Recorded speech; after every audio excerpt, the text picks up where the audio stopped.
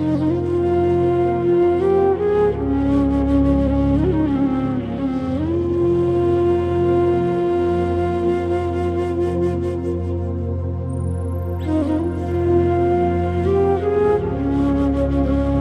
अब सबसे पहले मैं जितेंद्र सर से रिक्वेस्ट करूंगी कि वे मंच पर आए और कुछ वर्ड्स हम सबके साथ शेयर करें।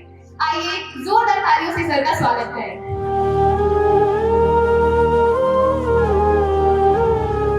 17वां ओरिएंटेशन, 17 साल जेनेसिस को हो चुके।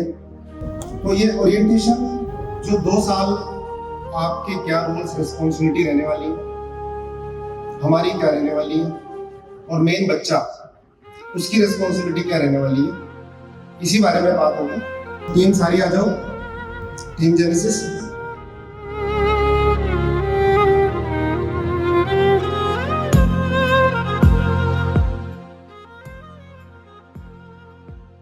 हम जो चाहते हैं आपके बच्चों के लिए, हमारे बच्चों के लिए करना, उसको पूरा करना।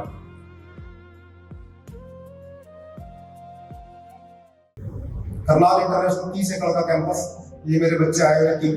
और बच्चों सुनना, इन्होंने कम से कम 8 साल से फोन यूज नहीं किया। 12th के साथ साथ 99% से ऊपर है। बोर्ड में 10th में 99, 97, 98, 99 है। अभी बोर्ड का एग्जाम होगा, उसमें देखना जितने भी ओलंपियाड के सारे क्वालिफाई किए। और छोटा मोबाइल भी नहीं है, हम हफ्ते में एक बार मोबाइल देते हैं। मोबाइल में भी टेलीफोन है जिसमें ये 40 मिनट बात कर सकते हैं पेरेंट्स से, कुछ नहीं पूछ सकते।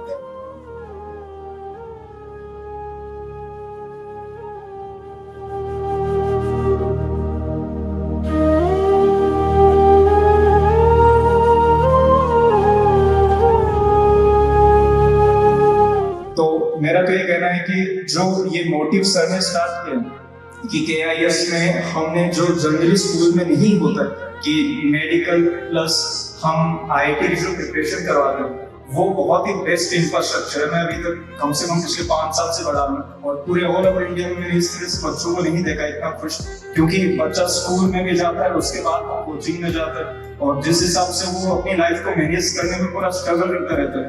जो चीजें यहाँ पे स्कूल में है वो आप बोल सकते हो कि 360 डिग्री सब कुछ चेंज करने वाला आने वाले टाइम में।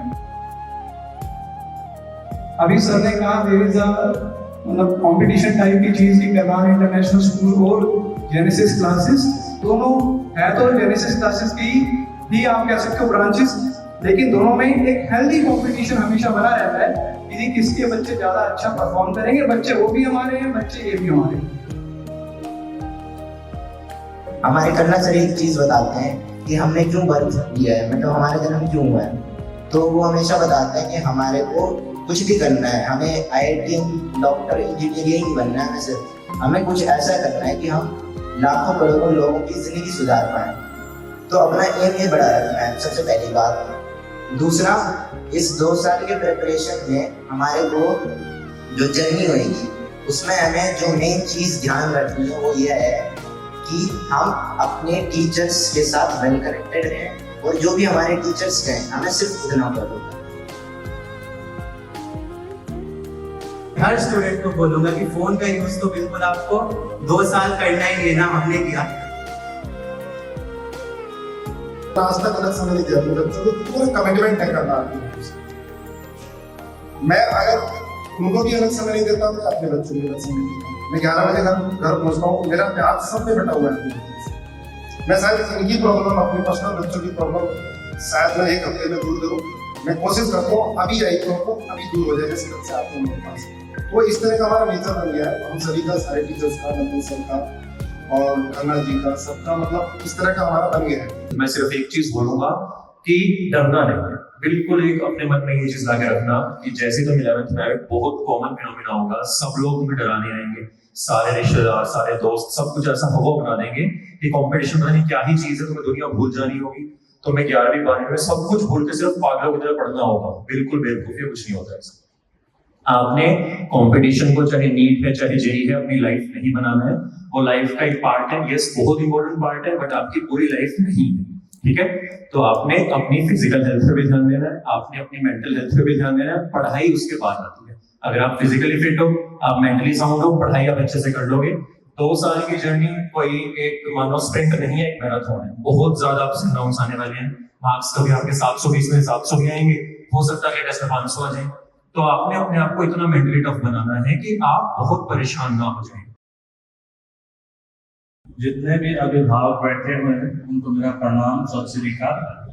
जब किसी भी पेरेंट्स के बच्चे जो है 11th या 12th में आते हैं तो बच्चा कम प्रेशर में आता है, पेरेंट्स ज्यादा प्रेशर में आ जाते हैं कि अब मेरे बच्चे का क्या होगा, मेरा बच्चा डॉक्टर बनेगा नहीं बनेगा, इंजीनियर बनेगा नहीं बनेगा, या कुछ तो बनेगा। सबसे पहले तो हमें ये चाहिए कि वो एक अच्छा इंसान बने। अच्छा इंसान बनने के लिए क्या चाहिए, उसके अंदर मोरल वैल्यू होनी चाहिए। और मोरल वैल्यू कहाँ से मिलेगी? 2 ही चीजें दे सकते हैं, या पेरेंट्स या टीचर। आप लोग एक सपना लेके आज इस तरह से बैठे हुए हैं कि 2 साल के बाद हमारे बच्चों की फोटो यहाँ पर चलेगी कि नहीं चलेगी? चलेगी। आप ये ठान के बैठिए क्योंकि फोटो यहाँ पर चलेगी। वो क्यों चलेगी? वो आपकी बदौलत चलेगी। मैंने एक दिन पहले भी पेरेंट्स को कुछ रिक्वेस्ट की थी कि आप 2 चीजों के बारे में भूल जाइए कि शिक्षित उनको कौन करेगा और उनके अंदर मोरल वैल्यू कौन डालेगा। वो जेनेसिस की ड्यूटी है, वो जेनेसिस वर्षों से करते आ रहे हैं और आपके बच्चों के अंदर भी वो गुण जरूर है। तो मैंने 8वीं से अपने बेटे को जेनेसिस में छोड़ दिया था। 8वीं एंड से 9वीं 10वीं में मैं उसके साथ आता था, टेंशन भी लेता था और 99% जेनेसिस को लगता था मैं टीचर हूँ जेनेसिस का। सारे स्टूडेंट्स को यही लगता था कि मैं मोस्ट ऑफ टाइम उसके साथ रहता था। 11th से मैंने धीरे धीरे उसको जेनेसिस को सौंपना शुरू किया था। जितेंद्र सर ने जिस दिन कहा कि अब हमारा बच्चा हम संभाल लेंगे, मैंने धीरे धीरे छोड़ दिया। इतना टाइम बच्चों को टीचरों के साथ छोड़ना बहुत जरूरी है।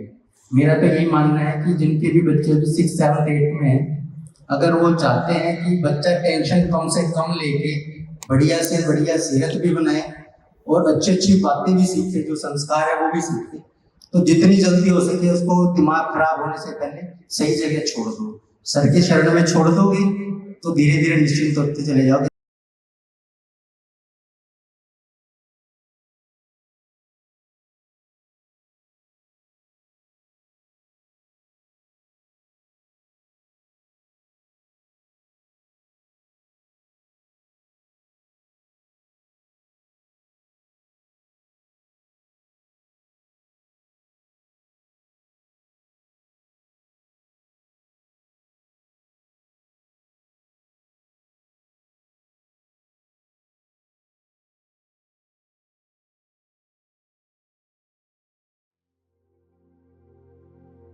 जेनेसिस क्लासेस, सर्वश्रेष्ठ शिक्षा, सच्चे परिणाम।